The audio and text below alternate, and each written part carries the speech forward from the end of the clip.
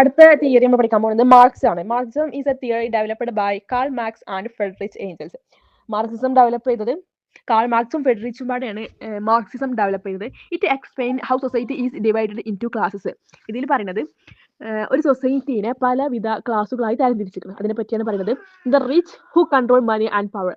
അധികാരവും മണിയും ക്യാഷും കൈകാര്യം ചെയ്യുന്ന ആൾക്കാരായ റിച്ച് ആളുകളും and the working class who work for them. അവർക്ക് വേണ്ടി പണിയെടുക്കുന്ന വർക്കിംഗ് ക്ലാസ്. ഇങ്ങനെയാണ് സൊസൈറ്റിയെ ഡിവൈഡ് ചെയ്തിരിക്കുന്നത്. ഈ മാർക്സിസം ലിറ്ററേച്ചറിൽ വരുമ്പോൾ Marxism help us study how writers show class conflict social inequality and economic power in their works. അതായത് ലിറ്ററേച്ചറിൽ വരുമ്പോൾ മാർക്സിസം ഓരോ റൈറ്റേഴ്സിനെയും എങ്ങനെയൊക്കെയാണ് ക്ലാസ് തമ്മിലുള്ള കോൺഫ്ലിക്റ്റ് ലിറ്ററേച്ചറിൽ എങ്ങനെയൊക്കെയാണ് ഷോ ചെയ്യേണ്ടത്, അത് എങ്ങനെയൊക്കെയാണ് എക്സ്പ്രസ് ചെയ്യേണ്ടത്, അതുപോലെ തന്നെ സമൂഹത്തിലുണ്ടാകുന്ന ഇൻഇക്വാലിറ്റി, അതുപോലെ economic power in their works. അതായത് ബൂർഷ്യാസ്, അധികാരമുള്ള റിച്ച് ആളുകൾ എങ്ങനെയൊക്കെയാണ് വർക്കിംഗ് ക്ലാസ്സിനെ കൺട്രോൾ ചെയ്യുന്നത് എന്നെല്ലാം റൈറ്റേഴ്സ് തൻ്റെ ടെക്സ്റ്റിൽ എങ്ങനെയൊക്കെയാണ് ഇതൊക്കെ എക്സ്പ്രസ് ചെയ്യേണ്ടത് എന്ന് മാർക്സിസം അവരെ പഠിപ്പിക്കുന്നു. അതുപോലെ it remains as that literature is not just imagination but also connected to real life and society. അതായത് ലിറ്ററേച്ചർ ഒരിക്കലും ഒരു ഇമാജിനേഷൻ അല്ല, അതെല്ലാം connected to real life and society, യഥാർത്ഥ ജീവിതത്തിനോടും സമൂഹത്തിനോടും ബന്ധപ്പെട്ടുള്ളതാണ് ലിറ്ററേച്ചർ എന്ന് പറയുന്നത്. Marx believed that the rich exploit the poor by taking their labor and paying them less than what they deserve. This creates inequality and injustice in society. അതായത് സൊസൈറ്റിയിൽ എന്നും ഒരു ഹൈ ക്ലാസ്സും ലോ ക്ലാസ്സും ഉണ്ട്. അതായത് പവറുള്ള ആളുകളും വർക്കിംഗ് ക്ലാസ്സും ഉണ്ട്. അതുകൊണ്ട് തന്നെ പവറുള്ള ആളുകളെ വർക്കിംഗ് ക്ലാസ്സിനെ ചൂഷണം ചെയ്യുകയും paying them less than what they deserve, അവർ അവകാശപ്പെടുന്നതിനേക്കാളും കുറച്ച് മാത്രം അവർക്ക് പേ ചെയ്യുകയും ചെയ്യുന്നുണ്ടെന്നാണ് പറഞ്ഞത്. ഇത് എന്നും ഈക്വാലിറ്റി, ഇതൊരു സൊസൈറ്റിയിൽ എന്നും ഒരു ഈക്വാലിറ്റിയാണ്. പണമുള്ളവന്റെ കയ്യിൽ എന്നും പണവും പാവപ്പെട്ടവൻ എന്നും പാവപ്പെട്ടവനുമായി തന്നെ തുടരുന്നു എന്നാണ് മാർക്സിസം പറയുന്നത്. ഇനി മാർക്സിസിനെ പറ്റിയുള്ള കുറച്ച് പോയിന്റ്സ് ആണ്. He also said that every society is built on two parts. എല്ലാ സൊസൈറ്റിയിലും രണ്ട് ഭാഗങ്ങളുണ്ട് എന്നാണ് പറയുന്നത്. ഒന്ന് ബേസും രണ്ടാമത്തെ സൂപ്പർ സ്ട്രക്ചറും. ബേസ് എന്ന് വെച്ചാൽ എക്കണോമിക് സ്ട്രക്ചറാണ്. അതാണ് ഏതൊരു സൊസൈറ്റിൻ്റെയും ബേസായ കാര്യങ്ങളാണിത്. ഇതുണ്ടെങ്കിലേ ഉള്ളൂ ആ സൊസൈറ്റി അല്ലെങ്കിൽ അവിടുത്തെ ജനങ്ങൾക്കൊക്കെ നിലനിൽപ്പ് അല്ലെങ്കിൽ ആ സൊസൈറ്റി മുന്നോട്ട് പോകുകയെന്ന് പറയുന്നത്. അതായത് money, work and production all organised. Cash, work and production, ഇതില്ലെങ്കിൽ പിന്നെ മനുഷ്യരില്ലല്ലോ. Okay, like that. And second one super structure. Culture, law, religion, literature, ഇതൊക്കെ ഉൾപ്പെടുന്നതാണ് super structure. This build on the base and support the economic system. ഈ super structure build ചെയ്യുന്നത് on the ബേസിലാണ് build ചെയ്യുന്നത്. അല്ലെങ്കിൽ ഒന്നിന്റെ ബേസ് നല്ലതല്ലെങ്കിൽ അവിടെ culture ഉണ്ടാവില്ല, ലോ ഉണ്ടാവില്ല, റിലീജിയൻ ഉണ്ടാവില്ല, ലിറ്ററേച്ചർ ഉണ്ടാവില്ല. കാരണം ഒരു പട്ടിണിയായ രാജ്യത്ത് എന്ത് കൾച്ചറാ, അവിടെ എന്ത് റിലീജിയനാ, എന്ത് ലിറ്ററേച്ചറാ, എന്ത് ലോ, അവിടെ ഒന്നുമില്ല. കാരണം അവിടെ പട്ടിണി മാറണം, അത് ബേസ് നന്നാവണം എന്നാണ് അവിടുത്തെ എല്ലാവരുടെയും കൾച്ചർ. Okay, അതാണ് ബേസും സൂപ്പർ സ്ട്രക്ചറും. This mean that literature, art, religion and even ideas are influenced by the economic condition of society. അതായത് ഇതൊക്കെ ഇൻഫ്ലുവൻസ് ചെയ്യുന്നത് എക്കണോമിക്, ഒരു സൊസൈറ്റിന്റെ സാമ്പത്തിക നിലയാണ് ഈ സാധനങ്ങൾക്ക് ഇൻഫ്ലുവൻസ് ചെയ്യുന്നതെന്ന് പറയുന്നത്. ഈ literary theory Marxism looks at how a text reflect social condition, class, conflict and ideology. ഒരു ലിറ്റററി തിയറിയിൽ മാർക്സിസം നോക്കുന്നത് ഒരു ടെക്സ്റ്റിലെ സോഷ്യൽ കണ്ടീഷൻ ഏതൊക്കെയാണ്, ക്ലാസ് തമ്മിലുള്ള കോൺഫ്ലിക്റ്റ് നടക്കുന്നുണ്ടോ, ആൻഡ് ഐഡിയോളജി, ഇതെല്ലാമാണ് മാർക്സിസം ഒരു ടെക്സ്റ്റിലെ നോക്കുന്നത്. Marxist critics read literature not only for beauty or language but to understand how it represent real world power relations.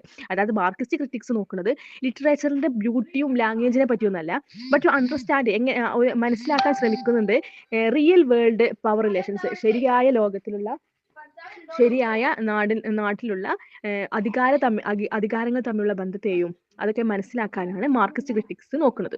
അതായത് അതിലെ ക്യാരക്ടറെ പറ്റിയോ ഇത് ലാംഗ്വേജിനെ പറ്റിയെല്ലാം അല്ല അവർ നോക്കുന്നത്. പകരം സൊസൈറ്റീസ് തമ്മിലെ കോൺഫ്ലിക്റ്റ്, ക്ലാസുകൾ തമ്മിലുള്ള കോൺഫ്ലിക്റ്റിനൊക്കെയാണ് അവർ നോക്കുന്നത് എന്നാണ് പറയുന്നത്.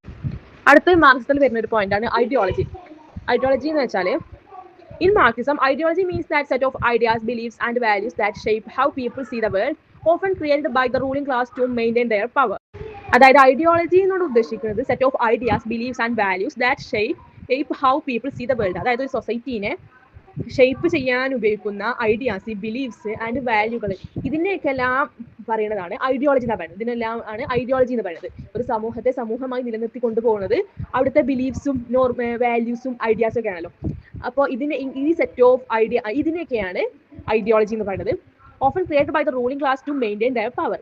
പക്ഷെ പലപ്പോഴും ഈ റൂളിംഗ് ക്ലാസ്, അധികാരമുള്ള ആളുകൾ അല്ലെങ്കിൽ സമ്പന്ന വിഭാഗക്കാർ, റൂളിംഗ് ക്ലാസ് അവരുടെ അധികാരം നിലനിർത്താൻ വേണ്ടിയാണ് ചില ആശയങ്ങളൊക്കെ സമൂഹത്തിൽ, സൊസൈറ്റി അല്ലെങ്കിൽ ജനങ്ങളിൽ ഉറപ്പിക്കുന്നു. ഉദാഹരണത്തിന് ഇപ്പോൾ എല്ലാവർക്കും തുല്യ അവകാശം ഉറപ്പാക്കുന്നു എന്ന് പറയുന്നത് അത് റൂളിംഗ് ക്ലാസ് ജനങ്ങളോട് പറയാം. അത് എപ്പോഴും സത്യമായിരിക്കണമെന്നില്ല. പകരം അത് സമൂഹത്തിൽ നിലനിൽക്കുന്ന അസമത്വത്തെ മറക്കാൻ വേണ്ടി അതിനെ കവർ ചെയ്യാൻ വേണ്ടിയാണ് അവർ ഉണ്ടാക്കിയ ഒരു ഐഡിയോളജി ആണെന്ന് പറയുന്നത്. അത് എല്ലാവർക്കും ഒരേപോലത്തെ തുല്യ അവകാശം നൽകുന്നു എന്നുള്ളത് സമൂഹത്തിലെ അസമത്വം അപ്പോഴും നിലനിൽക്കെ ഒരു അസമത്വത്തെ മറക്കാൻ വേണ്ടി ഉണ്ടാക്കിയ ഒരു ഐഡിയോളജി ആവും എന്ന് പറയുന്നത്. അതാണ് ideology.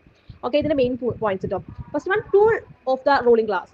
The rich of powerful use ideology to make their control look natural or right.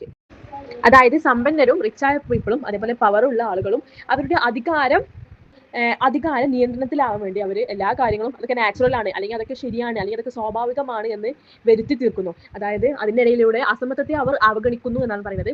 Example പറയുന്നത്, the idea that rich people deserve their wealth or hard work always bring success. These ideas hide inequality. അതായത് സമ്പന്നരായ ആൾക്കാർ അവരുടെ wealth deserve ആണ്, അതായത് സമ്പന്നർ അവരുടെ സമ്പത്തിന് അർഹരാണ്, അതേപോലെ തന്നെ hard work always bring success. ഇങ്ങനെയൊക്കെ പറഞ്ഞുകൊണ്ട് ദീസ് ഐഡിയാസ് ഹൈഡ് ഈക്വാലിറ്റി, ഇതെല്ലാം പറഞ്ഞ് അവർ ഇൻ ഈക്വാലിറ്റിയെ മറച്ചു വെക്കുന്നു എന്നാണ് പറയുന്നത്. ഇതെല്ലാം പവർഫുൾ പീപ്പിൾസ് അല്ലെങ്കിൽ റിച്ച് ആയ പീപ്പിൾസ് പറഞ്ഞ് താഴെ ക്ലാസ്സിലുള്ളവരോടുള്ള അസമത്വത്തെ മറക്കുന്നു അല്ലെങ്കിൽ ഹൈഡ് ചെയ്യുന്നു എന്നാണ് പറയുന്നത്.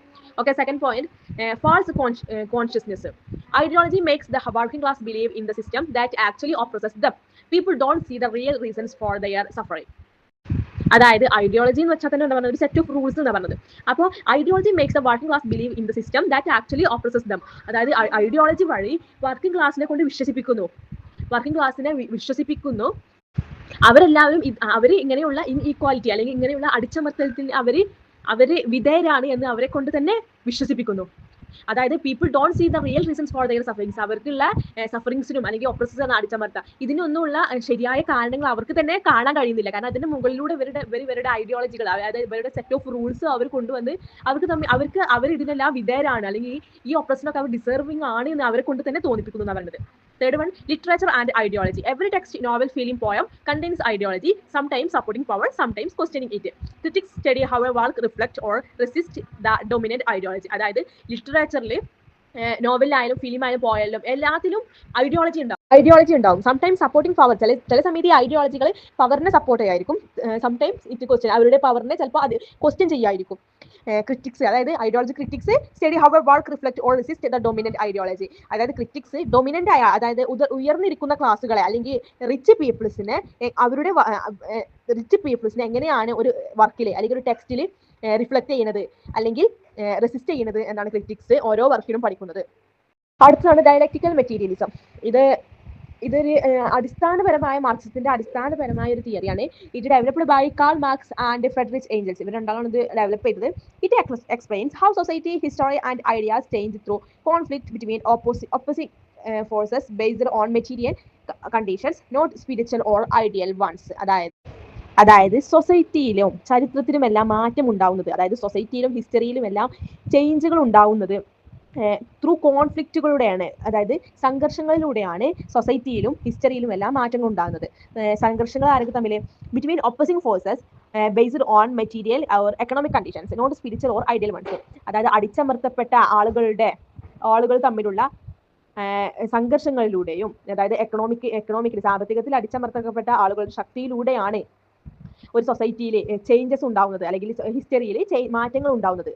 അല്ലാതെ സ്പിരിച്വലായോ ഐഡിയലായോ അല്ല മാറ്റങ്ങൾ ഉണ്ടാവുന്നത് എന്നാണ് പറയുന്നത്. ദൈവികമായോ സ്പിരിച്വലായോ അല്ലെങ്കിൽ ഐഡിയൽ വൺസ് ഓരോരുത്തരുടെ ഐഡിയ വഴിയോ അല്ല യാദൃശ്ചികം അല്ലെങ്കിൽ നാച്ചുറൽ ആയി എന്നൊക്കെ ഉദ്ദേശിക്കുന്നത് കേട്ടോ. അത് അങ്ങനെയൊന്നും അല്ല സൊസൈറ്റിയിൽ ചേഞ്ചസ് ഉണ്ടാവുന്നത് അല്ലെങ്കിൽ ചരിത്രത്തിൽ ചേഞ്ചസ് ഉണ്ടാവുന്നത്. അത് കോൺഫ്ലിക്റ്റുകൾ, സംഘർഷം മൂലം മാത്രമാണ് സൊസൈറ്റിയിലെ ചേഞ്ചുകൾ ഉണ്ടാകുന്നത് എന്നാണ് പറയുന്നത്. അതിന്റെ മെയിൻ ഐഡിയാസ്, മെറ്റീരിയലിസം. ഇത് പറഞ്ഞാൽ the real world is made of material things, work, economy, production and class.